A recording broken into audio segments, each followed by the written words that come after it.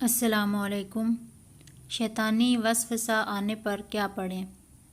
عبداللہ بن عباس رضی اللہ تعالیٰ عنہ سے روایت ہے، میں نے ابن عباس رضی اللہ تعالیٰ عنہ سے پوچھا، میرے دل میں کیسی کھٹک ہو رہی ہے؟ انہوں نے کہا، کیا ہوا؟ میں نے کہا، قسم اللہ کی میں اس کے متعلق کچھ نہ کہوں گا۔ تو انہوں نے مجھ سے کہا، کیا کوئی شک کی چیز ہے؟